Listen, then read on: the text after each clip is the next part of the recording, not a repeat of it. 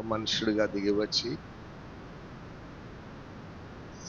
మనందరి పాప శాప విమోచన కొరకై తన ప్రాణాన్ని బలిగా అర్పించి చనిపోయి సమాధి చేయబడి మృత్యుంజయుడిగా తిరిగి లేచినటువంటి యేసుక్రీస్తు ప్రభుకే మహిమ కలుగును గాక. ఆమేన్. ఆయన మనలను తన కుమారులుగా స్వీకరించి, తన కుమార్తెలుగా స్వీకరించి, తండ్రి అయిన దేవునికి ఒక రాజ్యముగా, యాజక సమూహంగా యేసుక్రీస్తు ప్రభు మనలను చేయుటకై తానొక మనుష్యుడుగా ఆత్మ అయిన దేవుడు ఈ లోకంలోనికి వచ్చి ఉన్నాడు. ఆ దేవుని యొక్క జనన మరణ పునరుద్ధానాలను జ్ఞాపకం చేసుకునే సంఘమైనటువంటి మనం ఆయన పునరుద్ధానాన్ని పండుగ మహోత్సవములే జరుపుకోవడానికైనా గొప్ప అవకాశాన్ని దేవుడు మనకు అనుగ్రహించాడు. హల్లెలూయా. అందరూ రెండు చేతులు ఎత్తి కళ్ళు మూసుకొని మీరేం చేయాలి అంటే కళ్ళు మూసుకొని యేసయ్యా నీకు స్తోత్రం అని చెప్పాలి.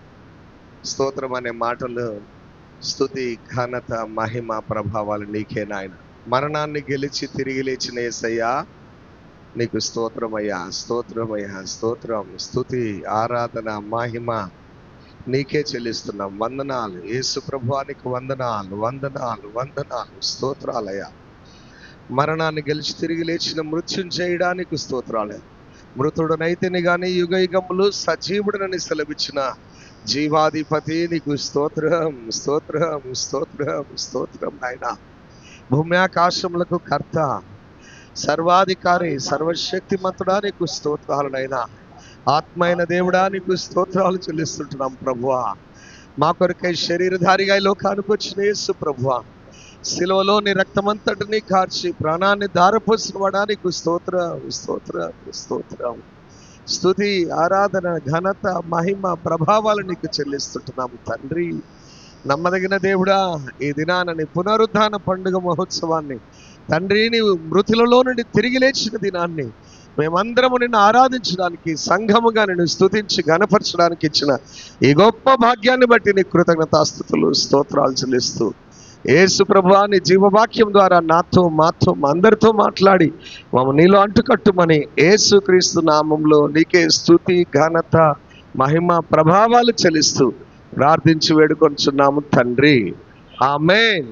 అందరం గట్టిగా చప్పట్లు కొడుతూ యేసయ్యని ఘనపరచుదాము. యేసు ప్రభుకే మహిమ కలుగును గాక. హల్లెలూయా, హల్లెలూయా. ఆదికాండం 2వ అధ్యాయం 7వ వచనాన్ని మనం చదువుకుందాం. ఆదికాండం 2వ అధ్యాయం. దేవుడైన యెహోవా నేల మంటితో నరుని నిర్మించి వారి నాసికా రంధ్రములలో జీవవాయువును ఊదగా. ఆమేన్, హల్లెలూయా. దేవుడైన యెహోవా నేల మంటితో నరుని నిర్మించి వారి నాసికా రంధ్రములలో జీవవాయువును ఊదగా నరుడు జీవాత్మ ఆయన. హల్లెలూయా. నాసికా రంధ్రములు, నేల మట్టితో నరుని నిర్మించినప్పుడు దేవుడు నాసికా రంధ్రములు అంటే ఏ రంధ్రాలు? నాసికా ముఖ్యనా? అందరికీ ఉందా? అందరికీ ఉందా ముక్కు? ఒకవేళ ముక్కు లేని వాళ్ళకి కూడా ముక్కు రంధ్రాలు అయితే ఉంటాయి. ఒకవేళ ఎవరికైనా ముక్కు కూడా ఎవరైనా కోసేశారనుకో, ఒక సేవకుడు ఈ భార్య ముక్కు కోసేశారట. ఎందుకంటే యేసుప్రభు నమ్ముకున్నందుకు. తిమోతి గారు ఆయన భార్య పేరు నాకు తెలియదు కానీ ఆయన ముక్కు కోసేశారు. భక్త్ సింగ్ గారి శిష్యురా సహవాసంలో ముక్కు కోసేశారు. ముక్కు లేకపోయినా రంధ్రం ఉంటుంది. ముక్కు రంధ్రాలు లేకపోతే ఏమవుతుంది? ప్రాణం ఉండదు కదా, ఆక్సిజన్ లోనికి వెళ్ళడానికి అవకాశం లేదు. ఓకే, మంచిది. దేవుడు నేల మట్టితో నరుని నిర్మించిన దేవుడు. ఆయనే మనలను కూడా పుట్టించినాడు. మనుషులుగా దేవుడు తను సృజించినాడు. ఆదాము మొదటి మనిషి. హవ్వ తన ప్రకటెముకల్లో ఒక ఎముకగా తీయబడిన హవ్వ. ఓకే, ఆదాము అవ్వలను దేవుడు ఈ రీతిగా సృజించాడు. నేల మట్టితో ఆదామును సృజిస్తే ఈ ఎముకల్లో ఒక ఎముకతో స్త్రీని సృజించాడు. మీరు ఎంత ధన్యులో కదా. ఓకే, సృజించాడు. ఓకే, అయితే వారికి కలిగిన కుమారులు ఉన్నారు. మొదటి కుమారుడు కయ్యేలు, చిన్నవాడు హేబేలు. ఒకరోజు వచ్చింది, వాళ్ళు మట్టితో తయారు చేయబడలే, ఆదాములాగా తయారు చేయలేదు దేవుడు వాళ్ళని కదా. తల్లి గర్భంలో నుండి అవ్వ గర్భంలో నుండి కయ్యను పుట్టాడు, హేబేలు పుట్టాడు. పుట్టినప్పుడు వాళ్ళు పసిపిల్లలే కదా, ఓ చిన్న శరీరంతో వారు పుట్టారు. తల్లి గర్భంలో నుండి వారు వచ్చారు.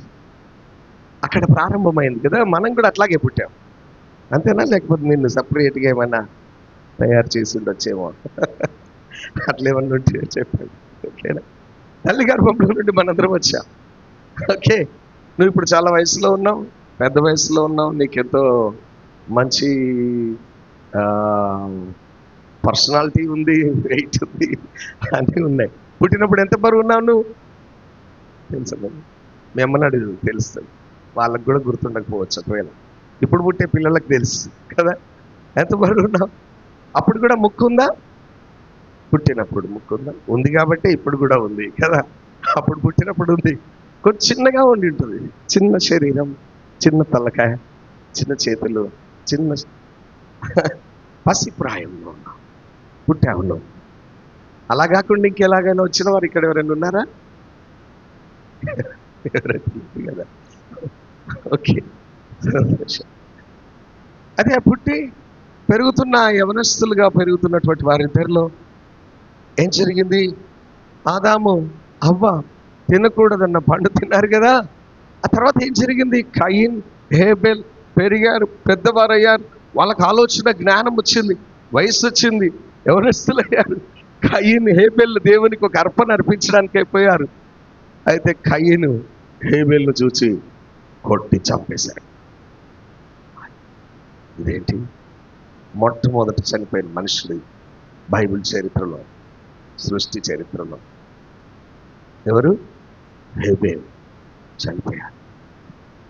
హేబెల్ చనిపోయాడు. కయీన్ చూస్తుండగా చనిపోయాడు. ఆదాము వల్ల ఆ డెడ్ బాడీని చూశారు. అని ముక్కు అలా ఉంది, చేతులు కాళ్ళు, మనిషి అట్లాగే ఉన్నాడు. పుట్టినప్పుడు చిన్నగా ఉండే, పెద్దవాడయ్యాడు. కానీ ఇప్పుడు ఏదో జరిగింది. ఫస్ట్ మరణాన్ని వారు చూశారు, మొదటి శవాన్ని వారు చూశారు కదా. మీరు కూడా చాలా శవాలను చూస్తుంటారు, చనిపోయిన వారు కదా. ఓకే, చనిపోయిన వారు ఏం తేడా ఉంది? బ్రతికున్న వారికి చనిపోయిన వారికి ఏం తేడా ఉంది? అన్ని అవయవాలు అట్లాగే ఉన్నాయి, శరీరం అట్లాగే ఉంది, కానీ ఏదో జరిగింది, ప్రాణం పోయింది. ముక్కుంది, వాసన చూడలేడు ఇప్పుడు. చెవులు ఉన్నాయి, వినలేరు. నోరుంది, మాట్లాడలేరు. చేతులు ఉన్నాయి, కదిలించలేరు. అవును, ఏదో జరిగిపోయింది. మరణం వచ్చింది, చనిపోయాడు. ఇదెందుకు జరిగింది అంటే, ఆదాము వల్ల విధేయులైనందున పాపం వలన వచ్చి జీతమైన మరణానికి గుర్తుగా ఈ మరణం వచ్చింది. ఇది చావు. చాలా మంది మనుషులు పాపం పెరిగిపోతూ ఉన్నటువంటి ఒక జీవితంలోనికి వచ్చేసారు. బైబిల్ అంతా మీకు గుర్తు చేస్తాను ఈరోజు. ఓకే, పాపం బాగా పెరిగిపోయింది లోకంలో, ఇక అందరికీ మరణం రావాలి. దేవుడు కోపగించుకున్నాడు. మనుషులతో పాటు భూమి మీద ఉన్న జీవరాశులన్నిటినీ చంపేస్తాడు. అబ్బా, ఎంత దయలేని దేవుడు అంటే అలా ఉన్నాడనమాట. జీవరాశులన్నిటినీ, మనుషులతో పాటు సమస్త జీవరాశులను చంపేస్తాడు అని ఒక ఆయనతో మాట్లాడుతూ చెప్తున్నాడు దేవుడు. అయితే నిన్ను, నీ కుటుంబాన్ని మాత్రం చావకుండా కాపాడతాను. నిన్ను, నీ కుటుంబాన్ని మాత్రం చావకుండా కాపాడతాను. అందుకు నువ్వేం చేయాలంటే ఒక ఓడను నిర్మాణం చేసుకోవాలి. సండే స్కూల్ స్టోరీ కదా. ఒక ఓడను నిర్మాణం చేసుకోవాలి. ఓకే, ఆ పనికి ఆయన ఒప్పుకున్నాడు. తన 3 కుమారులు, కోడలు భార్య భర్తలు కలిసి ఓడను నిర్మాణం చేశారు. వచ్చింది ఆ రోజు. మనుషులందరూ వాళ్ళ కళ్ళ ముందు చనిపోతున్నారు, మునిగిపోతున్నారు. ఇక వారికి అవకాశం లేదు. కానీ వీరు మాత్రం చావును తప్పించుకొని బయటపడ్డారు. చావు తప్పిపోయింది, మరణం వారి దగ్గరికి వచ్చింది, కానీ వారిని ఏం చేయలేకపోయింది. చావు తప్పించుకున్నారు. చనిపోయిన వారు ఉన్నారు, చావు తప్పించబడిన వారు ఉన్నారు. బైబిల్లో మనం ఇట్లా చూసుకుంటూ వస్తే యేసుక్రీస్తుకును మనకును ఉన్న సంబంధాన్ని తెలియజేస్తున్నటువంటి విషయాలని పాత నిబంధన గ్రంథంలో అనేకుల భక్తుల జీవితాల్లో మనం చూస్తాం. క్రీస్తు యేసుకు ముంగుర్తుగా ఉన్నటువంటి అనేకులను మనం బైబిల్లో గమనించవచ్చు. అబ్రహాముతో దేవుడు మాట్లాడాడు. ఏమన్నాడంటే, నీకొక్కడైనా నీవు బహుగా ప్రేమించే నీ కుమారుని ఇస్సాకును తీసుకొచ్చి నాకు దహన బలిగా ఆ మోరియా పర్వతం మీద నువ్వు అప్పగించు అన్నాడు. దహన బలిగా అప్పగించంటే ఆయన పర్వతం మీద వచ్చేసాడు. తన కుమారుని పట్టుకొని అబ్రహాము తీసుకొని బలివ్వడానికి వచ్చాడు. బలివ్వడానికై అబ్రహాము వస్తున్నప్పుడు అబ్రహాం గుండె పిండేస్తున్నటువంటి పరిస్థితి. నా కుమారుని నేను దేవునికి బలిగా ఇవ్వాలి, నేను ప్రేమిస్తున్నాను, నాకు దేవుడు ఇచ్చాడు ఈ కుమారుడు, ఓకే, కానీ ఈ కుమారుడు కంటే నాకు దేవుడు ఎక్కువ. ఆయన మాట నేను వింటాను, ఆయన చెప్తాను, ఆయన చెప్పింది నేను చేస్తాను అని ఆయన నమ్మదగిన దేవుడు. నేను నా కుమారుని బలిగా ఇస్తే ఆయన మృతులను సజీవులుగా చేయు సమర్థుడైన దేవుడు. ఆయనకు సమస్తం సాధ్యమే. పుట్టించిన వాడు ఆయనే. మరణం ఆయన చేతుల్లో ఉంది. మృతులను సజీవులుగా చేయడానికి కూడా ఆయన సమర్థుడే అని అబ్రహాం నమ్మి తన ఏకైక కుమారుని బలి ఇవ్వడానికి వెనకాడకుండా వచ్చి బలి ఇవ్వడానికి అన్ని విధాలా సిద్ధపడ్డాడు. కట్టేశాడు, బలిపీఠం పేర్చాడు, పట్టు పెట్టాడు. అబ్రహమా అబ్రహమ కేక వినపడింది. నీవు నా మాట వినినందున నీ సంతానం మూలంగా భూలోకములో ఉన్న ప్రతి వంశమును నేను ఆశీర్వదించబోతున్నాను. అబ్రహాం దృష్టిలో ఆ కుమారుని చంపేసి వస్తాడు, తర్వాత దేవుడు ఏం చేస్తాడో, ఇక ఎలా మళ్ళీ పిల్లల్ని ఇస్తాడో తెలియదు, ఏం చేస్తాడో తెలియదు. ఈ కుమారుని తిరిగి లేపుతాడా, మరలా పిల్లల్ని ఇస్తాడా, ఏం చేస్తాడా తెలియదు. కానీ ఈ కుమారుని బలిమ్మన్నాడు ఇవ్వాలంతే. అబ్రహాం దృష్టిలో ఇస్సాకు బలి పరిపూర్ణమైపోయింది. కానీ దేవుడు ఏం చేశాడు తెలుసా? ఆగు, నీ కుమారుని బలి ఇవ్వడానికి తీసుకోవడానికి నేను సిద్ధంగా లేను, నీ కుమారుని తీసుకున్నాను. చనిపోయాడు అనుకున్న అబ్రహాం హృదయంలో తిరిగి బ్రతికాడని ఒక ఆనందం. ఇస్సాకును తీసుకొని తిరిగి ఇంటికి వెళ్ళిపోయాడు. హల్లెలూయా, హల్లెలూయా. ఇంకోటి జరిగింది. ఇట్లా చాలా ఉన్నాయి. యోసేపు తన అన్నలు ఆయన అమ్మేశారు, బానిసగా అమ్మేశారు, తన బట్టలు తీసేశారు, వాటికి రక్తాన్ని పూడ్చారు. గొర్రె మేక రక్తాన్ని పూడ్చి తండ్రికి తీసుకెళ్ళి, ఇదిగో ఇది నీ కుమారుడేనా చూడు అంటే యాకోబు వస్త్రాన్ని చూస్తున్నాడు. యోసేపు రంగురంగుల చొక్కా, దాని నిండా రక్తపు మరకలు. దాన్ని చూసి గుండె బ్రద్దలైపోయింది యాకోబుకి. హృదయం బ్రద్దలైపోయిన స్థితి. అయ్యో నా కుమారుడు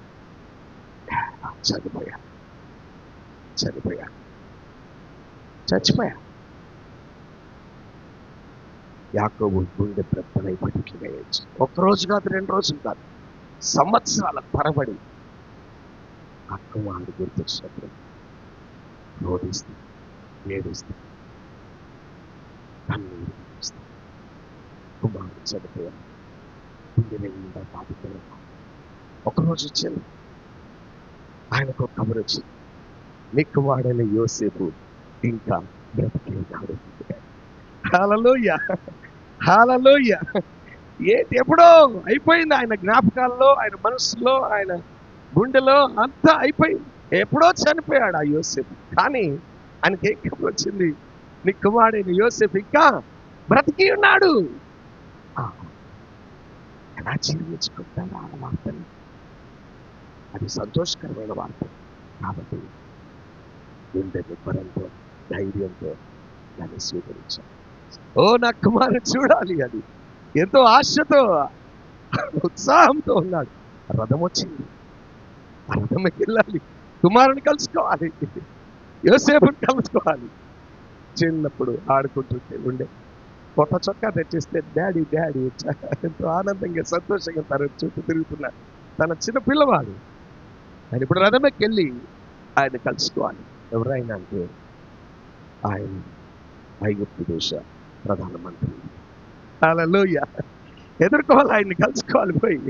ఎవరైనా ఈయన కుమారుడే, కానీ ఆయన స్థానం ఎక్కడో ఉంది. ఆ ఐగుప్తు దేశానికి ప్రధాని ఆయన. ఆయన నా కొడుకు రథం పంపించాడు, దాన్ని ఎక్కి వెళ్ళి నేను ఆయన కలుసుకోవాలి. ఎంతో ఆనందంగా ఉంది, హృదయం పట్టలేని ఆనందం. ఎప్పుడో చనిపోయాడు అనుకున్న కుమారుని కల్లారా చూస్తూ ఎంత అద్భుతమైన సన్నివేశాలు. విచిత్రంగా ఉన్న విషయం, ఆ కుమారుడు చనిపోలేదు, బ్రతికే ఉన్నాడు. హేబెల్ చనిపోయాడు, తిరిగి లేవలేదు. తల్లిదండ్రుల హృదయం బ్రతలైపోయింది. మనుషులందరూ చనిపోయారు, మీరు మాత్రం నోవాహు కుటుంబం తప్పించబడ్డారు. స్టోరీస్. ఓకే, అబ్రహాం ఇస్సాకును తిరిగి తీసుకొని వచ్చాడు సజీవంగా. యోసేపు బ్రతికే ఉన్నాడు. ఇలా మనం చాలా స్టోరీస్ చూడవచ్చు. ఒక ఇంట్లో ఒక చిన్న పిల్లాడు పుట్టాడు. పుట్టిన మగ పిల్లల్ని ఏం చేస్తారు అక్కడ? చంపేస్తారు కదా. Everyone knows. చంపేస్తారు.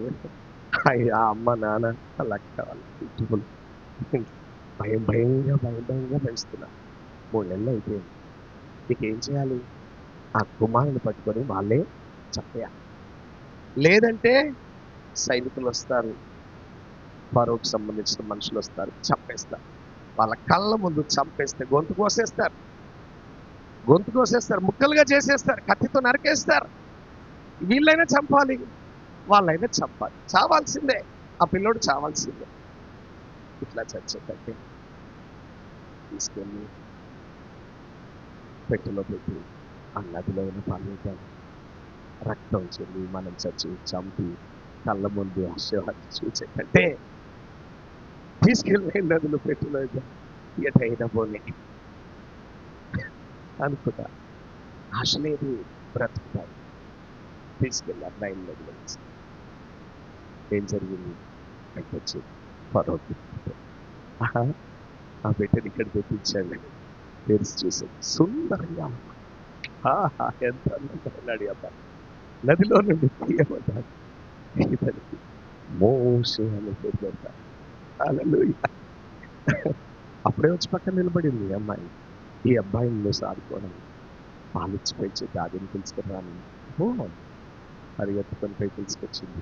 తల్లి పాలిచ్చి పెంచే దాది అమ్మాయి జీతం కూడా ఇవ్వబడింది. హల్లెలూయా, హల్లెలూయా.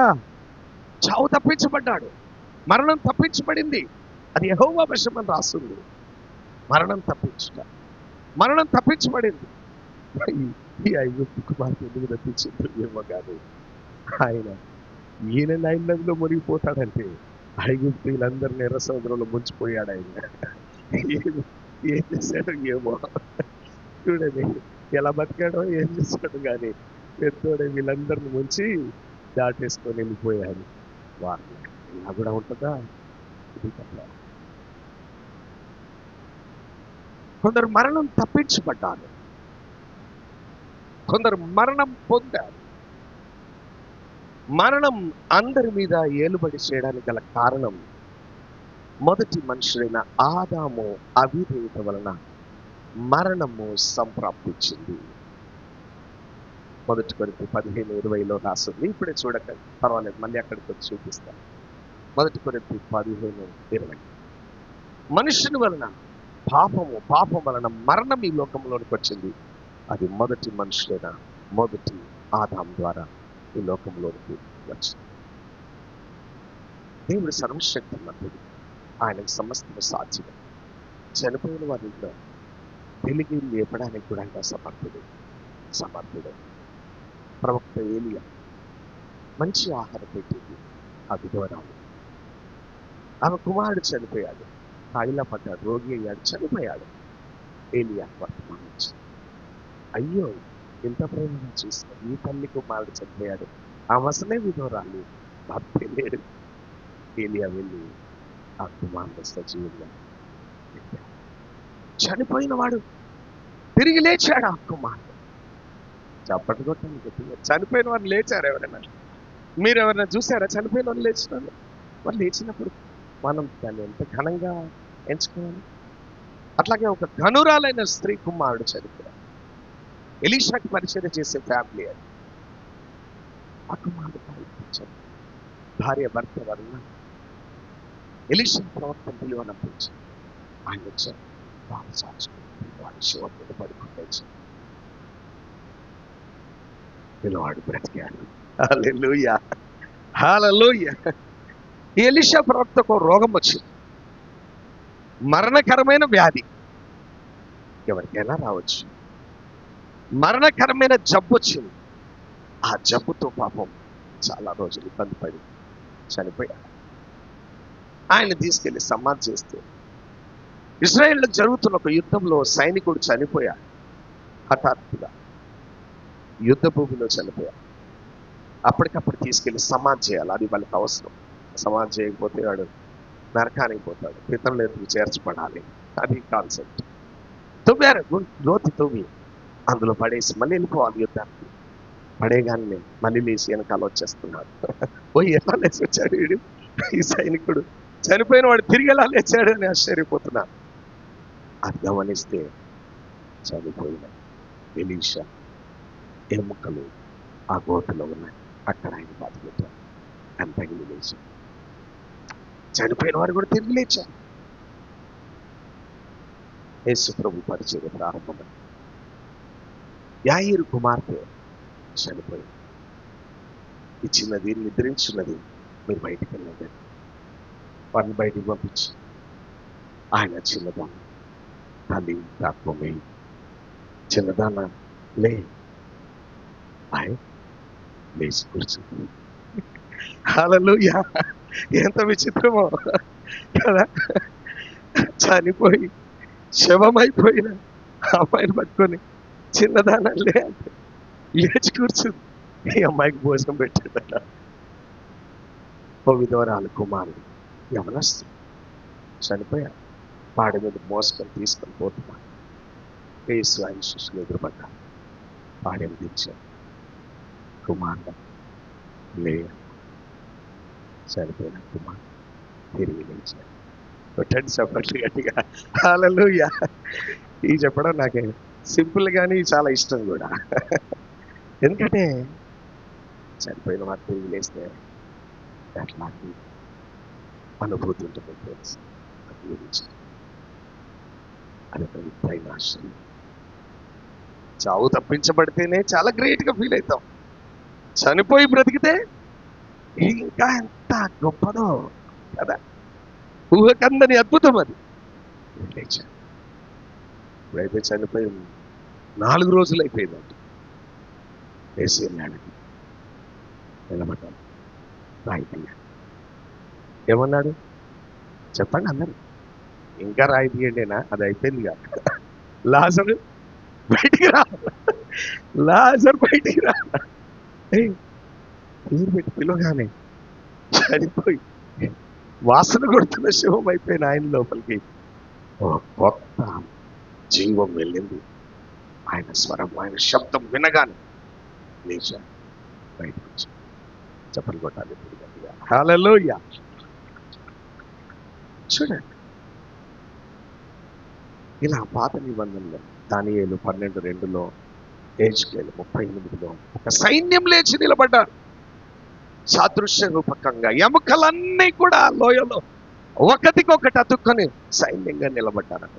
దానియేలు రాశాడు 12:2లో, సమాధులు తెరవబడతాయి, మృతులు సజీవులుగా తిరిగి లేస్తారు.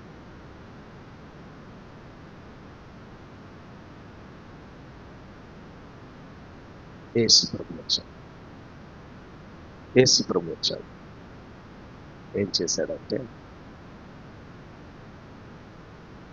సెలవు మీద పెట్టారు, తన రక్తమంతా మార్చి ప్రాణం పెట్టారు, చనిపోయారు. చిత్రహింస చేశారు, ఇష్టం వచ్చినట్లు పెట్టారు, ఉమ్మేశారు, బట్టలు ఉడగొట్టారు, ముళ్ళ కిరీటం పెట్టారు, చేతుల్లో కాళ్ళలో మేకలు పెట్టారు, చేయాల్సిందంతా చేసేసారు. ఓ మాంసపు ముద్దల చూడని వల్లని వాడుగా ఆయన తయారయ్యారు, తీసుకెళ్ళి సమాధి చేశారు. తెల్లవారుజామున ఇంకా చీకటిగా ఉన్నప్పుడు మగ్ధలేని మరియ మరికొందరు అక్కడికి వెళ్ళారు. రాయి వర్తిస్తారా అని చూస్తున్నారు. అక్కడికి వెళ్తే రాయి తీసుంది, ఆ బట్టలు నారబట్టలు అక్కడ చుట్టు పెట్టున్నాయి, తన రుమాలకు మరొక వైపున పెట్టుంది. అక్కడ ఆయన డెడ్ బాడీ లేదు. ఎవరో ఎత్తుకుపోయారు. ఎత్తుకుపోతే బట్టలతో ఎత్తుకుపోతారుగా, ఎత్తుకుపోతే అట్లాగే తీసుకెళ్తారు కదా. ఇవన్నీ చుట్టు పెట్టి ఎక్కడ పెట్టిపోయారే, ఇదేంటి వింతగా ఉంది. ఆయన ఇక్కడ ఉన్నారు. అమ్మా ఎందుకు ఏడుస్తున్నా? ఈరోజు పొద్దున మా పాస్టర్ మెసేజ్ ఇది. హల్లెలూయా. ఏది ఇది? ఎందుకు ఏడుస్తున్నావు అని ఎవరైనా అన్నారని నేను నేర్చుకున్నాను అది ఇప్పుడు పొద్దున. ఎందుకు ఏడుస్తున్నావు అని ఎవరన్నా అడిగారు అనుకో, అడిగితే లేడీస్ ఏం చేస్తారంట, ఇక ఆపేస్తారా? ఎందుకు ఏడుస్తున్నావు అంటే అదే అదే ఇంకా ఎక్కువ ఏడుస్తారంట. అది అర్థమైంది పొద్దున్న నాకు. అమ్మా ఎందుకు ఏడుస్తున్నావు, అమ్మా ఎందుకు ఏడుస్తున్నావు అంటే ఇక ఈ ఏడుపు ఇంకా ఎక్కువైపోతుంది. అయితే తర్వాత తగ్గిద్ది, మళ్ళీ తగ్గడానికి కూడా అదే ఇంజెక్షన్ పర్ఫెక్ట్గా, అదే అదే మెడిసిన్ సూపర్గా. ఎందుకు ఏడుస్తున్నావు అని కనీసం ఆదరించేవారు, ధైర్యం చెప్పేవారు. నీకు అంటూ ఉంటే నువ్వు ధైర్యం పొందుతావు. అప్పటికైతే ఎందుకు ఏడుస్తున్నావు అంటే ఇక అబ్బా నన్ను అడిగారు కదా అని ఇంకా అసలు లోపలికి వెళ్ళి తన్నుకొని వచ్చేస్తుంది అనమాట. ఇంకా దుఃఖం అదేనమాట. అయితే మరియా దగ్గర అదే జరిగింది. తర్వాత ఏమైంది, మరియా అని పిలిచాం, ఆమె రబ్బుని అని పిలిచి అయిపోయింది దుఃఖం. హల్లెలూయా, హల్లెలూయా. నిజమే, ఎంత అద్భుతమో కదా. యేసు చనిపోయి మృతులలో నుండి సజీవుడిగా తిరిగి లేచాడు.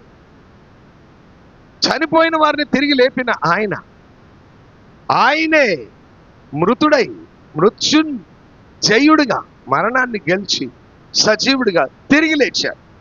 ఆయనలో మనం విశ్వాసం ఉంచాం. హల్లెలూయా. ఆయనలో విశ్వాసం ఉంచిన వారినే క్రైస్తవుడు అంటారు, సంఘము అంటారు. నమ్మి బాప్తిసం పొందిన వాడే రక్షణ పొందినవాడు. హల్లెలూయా. వేరే వారు కాదు, విన్నారా? వేరే వారు కాదు కదా. మీరు సంఘమైన, సంఘం అంటే క్రీస్తుకు ఒక శరీరం అన్నమాట. శరీరం, మన శరీరాలను గుర్తు చేసుకున్నాగా, మళ్ళీ ఒకసారి గుర్తు చేసుకున్నాం. శరీరం అంటే తల్లి కడుపులో నుండి పుట్టినప్పుడు నువ్వు ఒక పసిబిడ్డగా ఉన్నావు. నువ్వు ఎట్లున్నావు అని నేను చూడలేదు, ఇప్పుడు మాత్రం నేను చూస్తున్నాను. నన్ను కూడా మీరు చూడలేదు, అవకాశం మీకు దేవుడు ఇవ్వలేదు, ఇప్పుడు కూడా అయిపోయింది. ఇప్పుడు మీరు చూస్తారు. చూడండి, మీరు పుట్టినప్పుడు చిన్నవారుగా ఉన్నారు. 2.5 kgs, 2 kgs, 3 kgs, 3.5, ఎవరైనా 10 kgs ఉన్నారు? ఇంపాసిబుల్, ఎవరు లేరు కదా. ఇప్పుడు మాత్రం ఎన్ని కేజెస్ ఉన్నారు కదా, పెరిగిపోయారు కదా. ఓకే, చూడ, చిన్న శరీరంతో వచ్చాం. పుట్టినప్పుడు ఎంతమందికి పనులు ఉన్నాయి, పనులు తీపి ఎవరికి లేవు. ఇప్పుడు ఎక్కడికి వెళ్ళి వచ్చాయి లేవా? పుట్టినప్పుడు ఎంతమంది మాట్లాడారు మీరు ఎవరైనా? మాట్లాడలేదా ఎవరు? ఓకే, మీకు మధ్యలో వచ్చాయి మాటలు, అవునా? ఓకే, పుట్టినప్పుడు ఇంత పెద్ద జుట్టు ఉండకపోవచ్చు, ఒకవేళ చాలా మార్పులు పుట్టినప్పటికి ఇప్పటికి కలిగిన అదే శరీరం ఉందా నీ దగ్గర? వేరేది ఏదేంటి? అప్పుడుదేనా? నువ్వు తల్లి గర్భంలో నుండి పుట్టినప్పుడున్న ముక్కు, కళ్ళు, చెవులు, నోరు ఇదేనా ఉంది? వేరేది ఏదైనా? కిడ్నీలు ఏమన్నా మార్పించుకున్నారా? లోపల ఏమన్నా మారాయా? ఒకవేళ అవి కూడా అమ్ముతారట మార్కెట్లో. నిజమే, transplantation, heart, kidney, liver transplantation టేస్ట్లో మనం ఉన్నాం కదా. అంతర్భాగాలు ఉన్నాయి వేరే, ఈ outer parts of the body వేరే ఉన్నాయి. మనకందరికీ ఒక శరీరం ఉంది. నీకుందా? చెప్పండి. ఆ శరీరం చాలా మంచిది. వినండి, మీరు పుట్టారు కదా, పెరుగుతున్నారు. పెరుగుతుంటే ఎన్నో మార్పులు కలుగుతున్నాయి. ఎంతో తేడా వచ్చింది. ఎంతో బాగా ఉన్నారు. రోజు చాలా మంచిగా డ్రెస్అప్ అయి సిద్ధపడి చాలా బాగా ఉంటున్నాం. ఒకరోజు ఏమవుతుంది తెలుసా? ఏమవుతుంది? ఈ శరీరం పనిచేయదు, డెడ్ బాడీ అవుతుంది. ఏమైపోద్ది? అరే, అన్ని బాగానే ఉంటాయి, అంత అట్లాగే ఉంటావు, సేమ్ నువ్వే. కానీ ఏమైపోతావు? జీవము లేని ఒక శవమై. మనుషులందరూ అంతే. ఎవరికి తప్పించుకునే అవకాశం లేదు. జీవం లేని శవం అయిపోయాడు హేబెల్, మొదటి శవం. ప్రాణాన్ని ఎన్నోసార్లు ప్రమాదాలు తప్పిపోయి ఉండొచ్చు మీకు. నాకు కూడా ఒకసారి నేను వెళ్తున్నాను, చూసుకోలేదు, బస్సు నా గుద్దేసేది. నిమిషాల్లో, నిమిషం కాదు కదా, దాన్ని ఏమంటాం, ఫ్రాక్షన్ ఆఫ్ సెకండ్స్. అడుగు బ్యాక్ వేసేసరికి బస్సు వెళ్ళిపోయింది. అప్పుడు పోయింటి ఇప్పుడు ఉండేవాళ్ళు ఇక్కడ కనపడను కదా, అయిపోద్ది కదా, వెళ్ళిపోతాం. మన టైం అయిపోయిందంటే పోవాలి, ఎవరి టైంలో వాళ్ళు వెళ్ళిపోవాలి. Okay, ready everything, everybody ready for everything. అన్నిటికీ మీరు సిద్ధంగా ఉంటే మంచిది. మనం ఎప్పుడైనా అది మన అవసరానికి మంచిది. ఈరోజు మనం దాన్ని నేర్చుకోవాలి. వెళ్ళిపోవచ్చు, ఏ రోజైనా వెళ్ళిపోవచ్చు. కానీ పోకముందు నీ శరీరంలో దేవుడు నీకు ప్రాణం ఇచ్చాడు, నీకు అవయవాలు ఇచ్చాడు. నీకు ఎదుగుతున్న కొలది నీకంటూ మాట రాదు, ఆలోచన శక్తి లేదు పుట్టినప్పుడు. కానీ క్రమక్రమంగా నీలో నీ మెదడు పనిచేస్తుందో ఏమో కానీ మనస్సు నీకు ఏర్పడింది. ఒక మనస్సు వచ్చింది. హల్లెలూయా. ఈ శరీరాన్ని కంట్రోల్ చేయగలిగిన ఒక మనస్సు నీకు ఇవ్వబడింది. హల్లెలూయా. శరీర అనుసారమైన ఒక మనస్సు నీకు దొరికింది. ప్రకృతి సిద్ధమైన, ప్రకృతి సంబంధమైన ఒక ప్రాణిగా, జీవిగా, మనుష్యుడిగా ఈ లోకములో నువ్వు చలామణి అవుతున్నావు. మనుషులందరిలాగే మనందరికి కూడా డబ్బు కావాలి, వెండి బంగారాలు కావాలి, ఈ శరీరానికి ఉన్న అవసరాలన్నీ తీర్చబడాలి.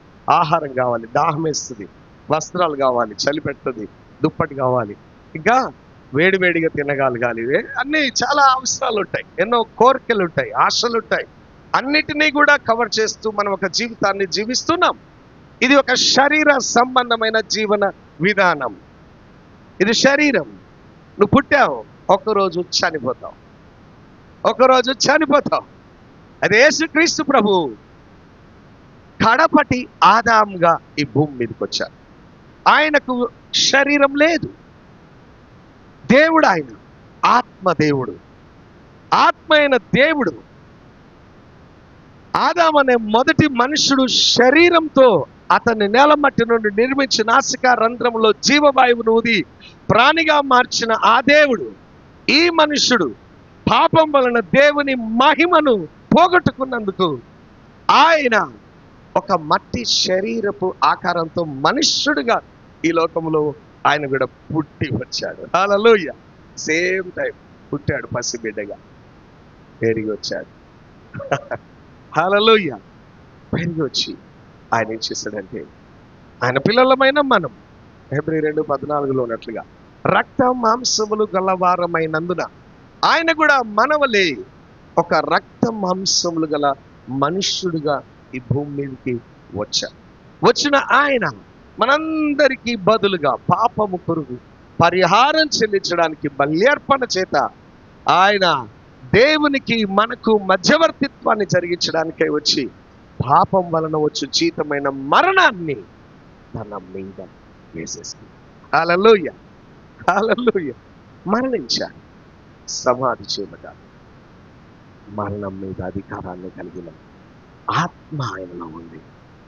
ఆమేన్. ఆయన శరీరం మాత్రమే కాదు, ఆయన ఆత్మ అయిన దేవుడు. ఆమేన్, హల్లెలూయా. ఆత్మ అయిన దేవుడు, ఆ ఆత్మలో మహిమగల దేవుడు ఆయన. కనుక శరీరం మృతతుల్యమై చనిపోయిన ఆ శరీరంలోనికి ఆ ఆత్మ వలన పునరుద్ధానంతో మృత్యుంజయుడిగా మూడో దినాన తిరిగి లేచాడు. హల్లెలూయా, హల్లెలూయా. అంతటితో అయిపోలేదు. ఆయన యందు విశ్వాసం ఉంచిన వారికి ఈ మరణంలోనికి వెళ్తున్న ఆయన ద్వారా అనుగ్రహించబడిన ఆత్మ వలన ఒక క్రొత్త జన్మను నీకు అనుగ్రహిస్తున్నాడు. ఆయన మొదటి ఆదాం ద్వారా మనకి ఈ శరీరం వచ్చింది. హేబేల్ కయీను పుట్టినట్లుగా మనం కూడా తల్లి గర్భంలో పుడుతూ వచ్చాం. అయితే ఇది మన జీవితంలో శరీర సంబంధమైన ప్రకృతి సంబంధమైన జీవితం మాత్రమే కాదు. మన జీవితం లోకుల వలె యూదా 19లో రాయబడింది. అధ్యాయమైంది వచనమా ఇది అని అడుగుతాడు. ఓకే, యూదా 19లో రాయబడింది. చూసేవాళ్ళు చూసుకోండి. ఓకేనా? ఏమనుంది? ప్రకృతి సంబంధి అయిన మనుష్యుడు. ఓకే, ఆత్మ సంబంధి అయిన మనుష్యుడు. హల్లెలూయా. ప్రకృతి సంబంధి అయిన మనుషుల వలె మన అందరం వలె మనుషులమే. కానీ క్రీస్తు యేసులో విశ్వాసం ఉంచిన వాడు వ్యత్యాసం ఏంటయ్యా అంటే, దేవుడు తన యందు విశ్వాసం ఉంచినప్పుడు నీకు అనుగ్రహించే తన ఆత్మయే వ్యత్యాసం. హల్లెలూయా.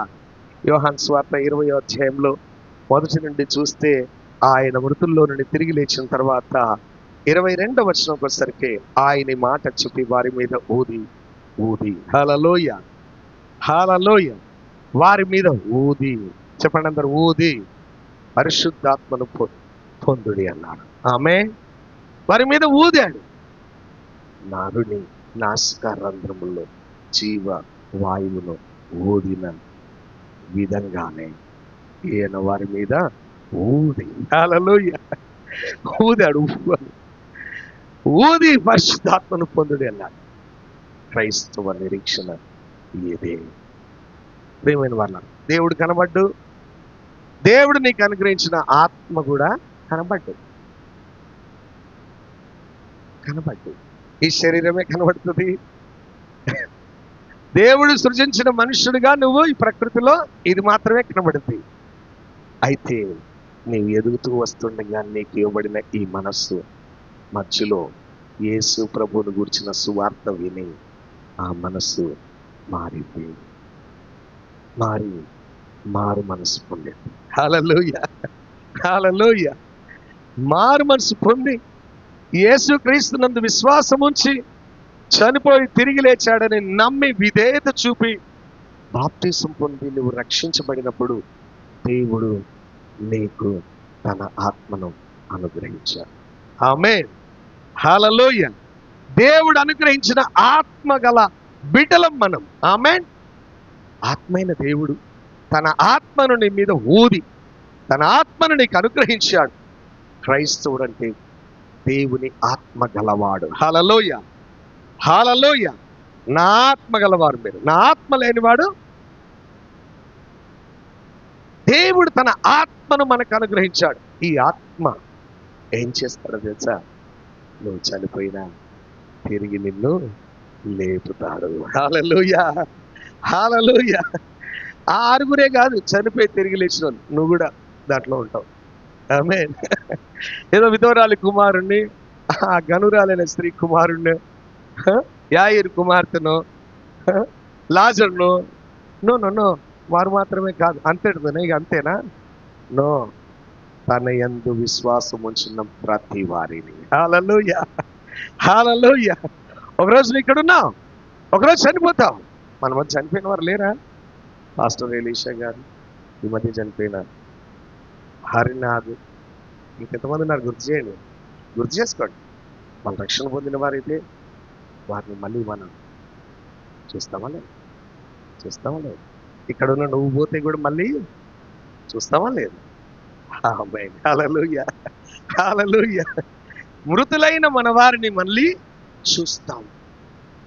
చూడడం మాత్రమే కాదు, వారు ఆదాము ఏ మహిమనైతే పోగొట్టుకున్నాడో ఆ మహిమతో దేవుడు మనల్ని తిరిగి లేపబోతున్నాడు. హల్లెలూయా. 1 కొరింథీ 15వ అధ్యాయంలో ఉన్న 2-3 వాక్యాలను చదివేసి మనం ముగించాం. 1 కొరింథీ 15వ అధ్యాయం 20వ వచనం. ఇప్పుడైతే నిద్రించిన వారిలో ప్రథమ ఫలముగా క్రీస్తు మృతులలో నుండి ఇప్పుడైతే ప్రథమ ఫలముగా మొట్టమొదటి వాడిగా యేసుక్రీస్తు తిరిగి లేచాడు. ఇటు చూడండి, ఈ 6 లేచినారు కానీ వాళ్ళు మళ్ళీ చనిపోయారు. విధవరాలి కుమారుడు మళ్ళీ చనిపోయారు. ఎలీషా పడుకొని లేపినటువంటి ఆ గండ్రాలు స్త్రీ కుమారుడు మళ్ళీ, లాజరు మళ్ళీ చనిపోయింటాడా లేదా? చనిపోయారు. అంత చనిపోవాల్సిందే. ఈ శరీరం చావుకు లోనైన శరీరం. ఇది ఎంత అందంగా ఉండని, బలంగా ఉండని, ఆహారం తినని, ఎంతైనా కానివ్వండి, ఇది చావుకు లోనైన శరీరం. ఇంతగా ఆ జలప్రలయాన్ని తప్పించుకున్న నోవా చనిపోలేదా? నోవా కుటుంబం చనిపోలేదా? చనిపోయారు వాళ్ళు కూడా. విన్నారా? చావు తప్పించబడింది కొద్ది కాలానికి, కొంచెం కోసమే. శద్రక్ మేషక్ అబేద్నెగోలు అగ్నిలోండి బయటకు, దానియేలు సింహాల బోర్డు నుండి బయటకు మళ్ళీ చనిపోలేదా? చనిపోయారు వాళ్ళు, మళ్ళీ చనిపోయారు. మరణం అందరికీ వస్తుంది. అయితే మృతుల పునరుద్ధానంలో మనం ఉంటాము. హల్లెలూయా. మృతుల పునరుద్ధానంలో నిద్రించిన వారిలో ప్రథమ ఫలముగా క్రీస్తు మృతులలో నుండి లేపబడిన ఫస్ట్ పర్సన్ జీసస్ క్రైస్ట్. మృతుల పునరుద్ధానంలో తిరిగి లేచిన వారు వీళ్ళందరూ ఎవరు కారు? యేసు క్రీస్తు చనిపోయి తిరిగి మహిమ శరీరంతో తిరిగి లేచిన వాడిలో ప్రథమ ఫలం. తర్వాత ఏంటంట? మనుష్యుని ద్వారా మరణం వచ్చను గనక మనుష్యుని ద్వారానే మృతుల పునరుద్ధానం కలగను. మొదటి మనుష్యుడైన ఆదాం ద్వారా వచ్చింది మరణం, కడపటి ఆదామైన క్రీస్తు ద్వారా వచ్చింది మృతుల పునరుద్ధానం. హల్లెలూయా. తర్వాత చూడండి, ఆదామునందు అందరూ ఎలాగ మృతి పొందుచున్నారో అలాగుననే నువ్వు క్రీస్తు యేసునందు విశ్వాసం ఉంచి ఆయన మాట విని ఆయన శబ్దం వినేదానిగా వాడిగా ఆయన ఆత్మను పొందిన వాడిగా నీవు ఉంటే క్రీస్తునందు ఎందరు ఉంటారో అందరూ బ్రతికింపబడతారు. హల్లెలూయా. యేసు ప్రభు చనిపోయి తిరిగి లేచాడు, అంతటితో అయిపోలే, నేను కూడా లేస్తాను. హల్లెలూయా. హల్లెలూయా. పగడాల ప్రవీణ్ గారు ఏమవుతాడు? లేస్తాడా లేదా? మరణం తప్పించబడిందా? తప్పించబడలే, కానీ మృతుల్లో నుండి తిరిగి లేస్తాడు. హల్లెలూయా. హల్లెలూయా. చూడండి, అలాగుననే క్రీస్తునందు అందరూ అంటే లోకంలో ఉన్న వాళ్ళందరా? ప్రకృతి సంబంధులు కాదు, క్రీస్తునందు అందరూ. హల్లెలూయా. ఆదామునందు అందరూ చనిపోతారు, కడపటి ఆదామైన క్రీస్తునందు అందరూ బ్రతికింపబడదురు. తర్వాత ప్రతివాడును తన వరుసలోనే బ్రతికింపబడును.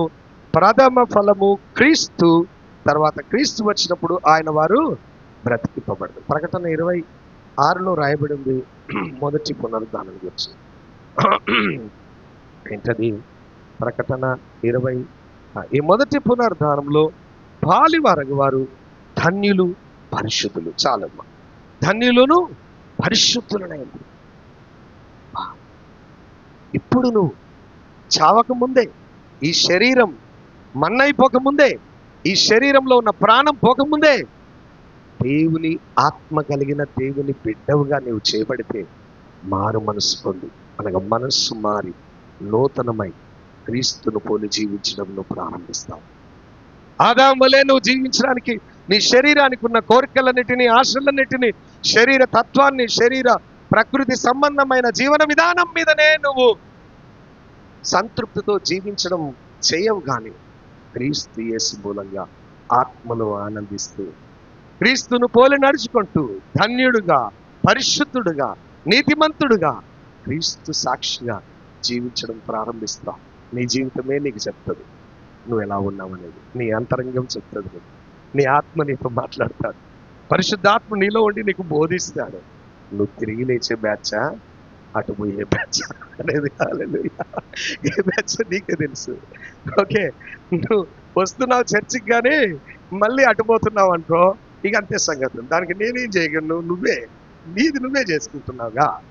నేనేమన్నా, ఎవరన్నా ఏమన్నా, బైబిల్ వద్దన్నది కదా. నువ్వు సగం ఉన్నావు. ఆ సగంలో ఆదాములో ఉన్నావు. అందరూ ఆదాములో ఉన్నారు. మరి కడపటి ఆదాములో నువ్వు ఉన్నావా? కడపటి ఆదామైన క్రీస్తు యేసు మృతులలో నుండి తిరిగి లేచిన వాడు. ఆమేన్. నువ్వు ఆయనలో ఉన్నట్లయితే నువ్వు కూడా ఒకరోజు తిరిగి లేస్తావు. ఆ నిరీక్షణతో జీవించుదాం. ఇదే క్రైస్తవ నిరీక్షణ. మృతుల పునరుద్ధాన పండుగనగా యేసుక్రీస్తు ప్రభు మొదట తిరిగి లేచాడు. మనందరం తిరిగి లేస్తాం. అప్పుడుంది అసలైన పండుగ. హల్లెలూయా. అప్పుడుంది అసలైన పండుగ. ఇప్పుడేంటి? ఇప్పుడు వచ్చి ఇక్కడ కూర్చొని ఆరాధించి ప్రార్థించి వాక్యం విని ఇంటికి వెళ్ళి మంచిగా వండుకొని తిని ఇంతవరకే. కానీ ఆ రోజు నీ వారందరూ బ్రతుకుతారు. ఆమె నీ కోల్పోయిన వారందరినీ చూస్తావు. ఆమె చాలా మంది తండ్రులు, చాలా మంది తల్లులు, చాలా మంది వారి పిల్లలు, వారి ప్రియమైన వారు ఎందరో పోగొట్టుకున్నాం. వారందరూ క్రీస్తునందున్న వారైతే వారిని చూస్తాం. ఈ గొప్ప నిరీక్షణ ఆయన మరణించి తిరిగి లేచిన ద్వారా నాకు, నీకు, మనకు అనుగ్రహించి ఈ గొప్ప దేవుడు, ఈ గొప్ప నిరీక్షణ దొరికింది నీకు. ఎవరిస్తారు నీకు? చనిపోయినా తిరిగి లేస్తావు. ఆ భయం ఇచ్చిన వాడు ఎవరున్నారు ఈ ప్రపంచంలో? ఎవరున్నారు? నేను తిరిగి లేచాను, నా యందు విశ్వాసం వస్తే తిరిగి లేస్తావు బిడ్డ అని చెప్పిన వాడు ఎవరు? మన ప్రభు అయిన యేసుక్రీస్తే. నా యందు విశ్వాసం ఉంచేవాడు మరణంలో నుండి జీవంలోనికి దాటి ఉన్నాడు. మృతులు దేవుని కుమారుని శబ్దం విను గడియ వచ్చి ఉన్నది. అది ఇప్పుడు వచ్చి దాన్ని వినువారు జీవింతురు. ఆయన లాజరు దగ్గరకు వచ్చినప్పుడు చెప్పాడు, ఆయన స్పష్టంగా చెప్పాడు. 11:25 యోహాను సువార్త, నేనే పునరుత్థానమును. ఆమేన్. హల్లెలూయా. నేనే పునరుత్థానమును. ఆమేన్. నువ్వు ఆయనలో ఉన్నావంటే నువ్వు పునరుద్ధానంలో ఉన్నావు. పండుగ అన్ని అనిపించకపోయినా ఇది పునరుద్ధాన పండుగ. ఆమేన్. ప్రార్థన చేసుకో. అందరూ లేచి నిలబడదాం. అందరూ లేచి